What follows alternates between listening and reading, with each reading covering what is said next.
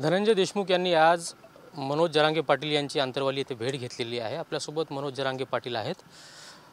पाटील, आज धनंजय देशमुख यांनी आपली भेट घेतली आहे, नेमकी काय चर्चा झाली आहे? चर्चा तर काय, न्यायाच्या प्रतीक्षेत येत वन भावाच्या न्यायासाठी ते फिरतायत सारखे। हे आजचाच विषय नाही, घटना घडल्यापासून।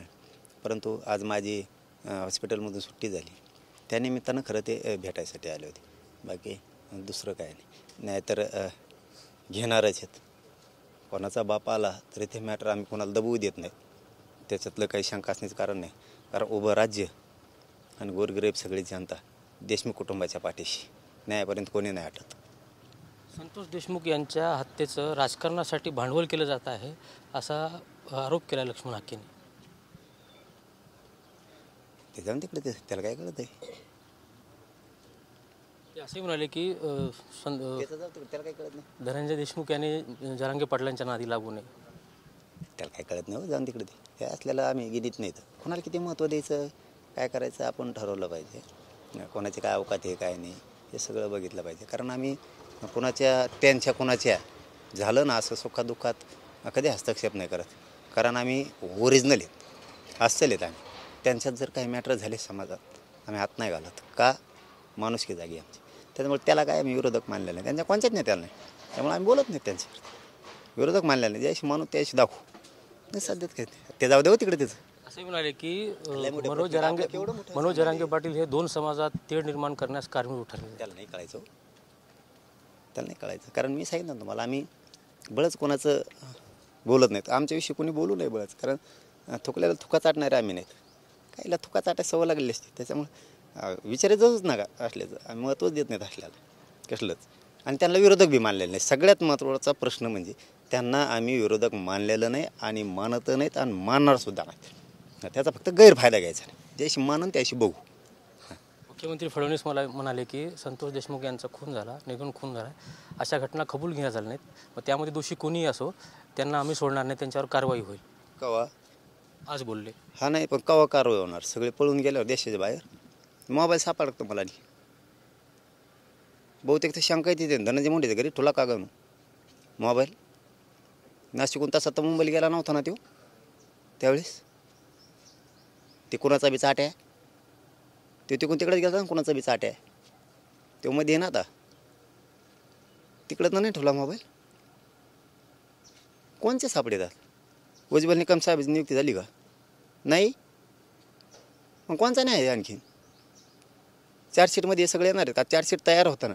उज्ज्वल निकम साहेबाची आवश्यकता आहे देशमुख कुटुंबाच्या कुटुंबियांना। चार्जशीटमध्ये लक्ष घालायला त्याला आवश्यकता आहे। कधी देणार तुम्ही चार्जशीट पूर्ण झाल्यावर? कधी देणार? 6 आरोपी कोण कोण केलं आहे? गाडीवाला कुठे? गाडीवाला मीडियाच्या बांधवांनी दाखवलं, आपल्या चॅनलनं दाखवलं की बहुतेक त्या दिवशी तो कोणत्या तरी टोल नाक्यावर गाठला। या दरा रे हात थरथर कापायलेत माझे, म्हणजे ते माझ्या शरीरात आणखीन ही नाही। त्या दिवशी टोल नाक्यावरून गेलेत, तो सरमाड्या का कारमाड्या तो तिथून गेला, म्हणजे याचा अर्थ तो दुसरीकडे नव्हताच, बीडमधूनच गेला। तसाच हो ते दुसरं फरारी ते भंगारी ते इथंच असायला पाहिजे, बीड नगर किंवा बुलढाणा किंवा ह्या सिन्नरच्या भागात इथंच, बाहेर नसावं दे। धनंजय मुंडेंना लपून ठेवलं असं। जर तो जातो तर नेणारी गाडी कुठे? गाडीवाला कुठे? आरोपी केला का? धनंजय देशमुखांना धमकी देणारा कुठे? तो कुठे आहे? रगा कोणी नेऊन दिल्या गेवर आहेत, तो कुठं आहे? 6 आरोपी केले का? घर देणारे रायाला, पैसे देणारे यांना 6 आरोपी मुख्यमंत्र्यांनी केलं का? नाही ना, नाही केलं। आणखीन शिवाजीनगर पोलीस स्टेशनच्या PIची चौकशी झाली का? त्या डॉक्टरांची चौकशी झाली तर काय आलं आहे त्याच्यात? केली का नाही? आणखीन काय दुखत होतं त्याचं असं आयशू ठेवायला? त्याला ठेवलं, महादेव गीतेला का नाही ठेवलं? मग महादेव गीते आयशू ते जेलच्या, जेलला तर आयशू नसते जणू, जनावराच्या सलाय नसते जणू तिथं, त्याला का नाही आणलं बाहेर? त्याला का उपचारासाठी आणलं नाही? तो तर जीव घाणा प्रवास चालू त्याचा आत, त्यांनी काय केलं? काय करता मुख्यमंत्री साहेब? सगळ्याला कळतं, पण काय कुटुंबाने तुमच्यावर विश्वास टाकलेला आहे, देशमुख कुटुंबाने, म्हणून मराठा समाज शांत आहे। फक्त गैरफायदा घेऊ नका। भोळं बाबडं देशमुख कुटुंब आहे, भोळ्या महादेवासारखं कोणावर विश्वास टाकतं ते, असं कुटुंब आहे ते। सज्जन कुटुंब आहे, गावाची सेवा केलेलं आहे, सगळ्या समाजाची सेवा केलेलं कुटुंब आहे. ते भोळं बाबड आहे. तुमच्यावर विश्वास ठेवला, फक्त त्याचा गैरफायदा फडणवीस साहेब तुम्ही उचलू नका आणि आरोपी सुटू देऊ नका. कारण तो 302मध्ये आला आहे का ही शंका आहे मला. आणखी तो करमाड्या 302मध्ये आला आहे का, मोक्यात आला आहे का, 120B मध्ये तो आला आहे का, मला शंका आहे आला आहे.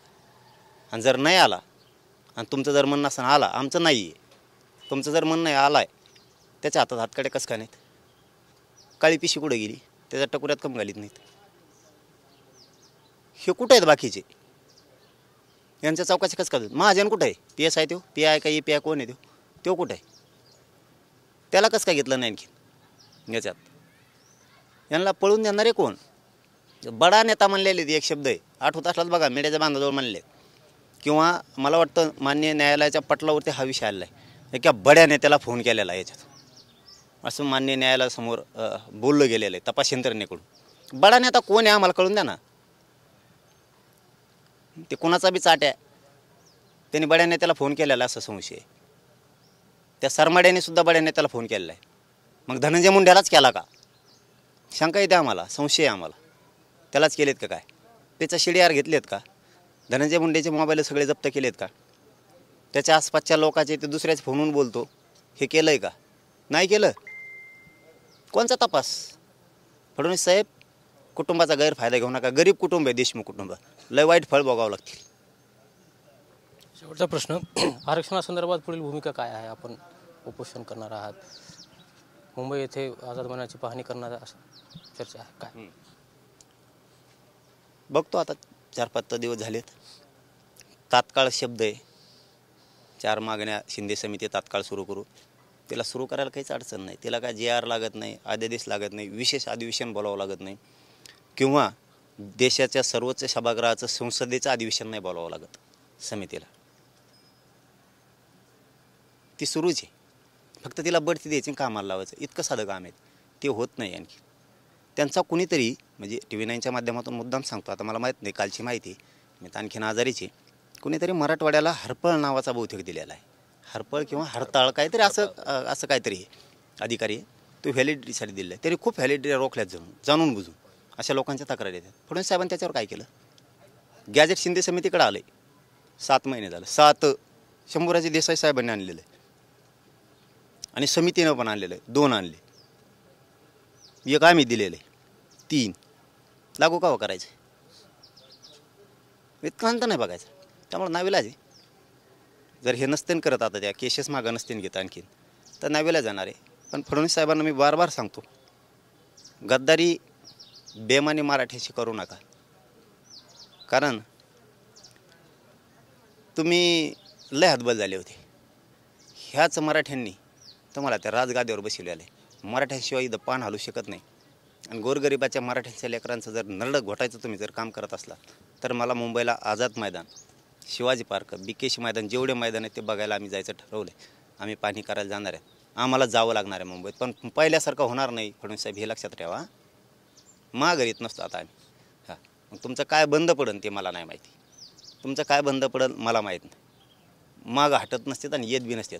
आणि आगाची परीक्षा, या जाळाची, या ज्वालामुखीची मराठ्यांची परीक्षा डबल घेऊ नका. एकदा घेतलेली, वाशीत आलतो आम्ही, डबल घेऊ नका. कॅमेरामॅन आप्पासाहेब मोरकरसह मी यशपाल भोसले, TV9 मराठी, अंतरवालीसाठी जालना.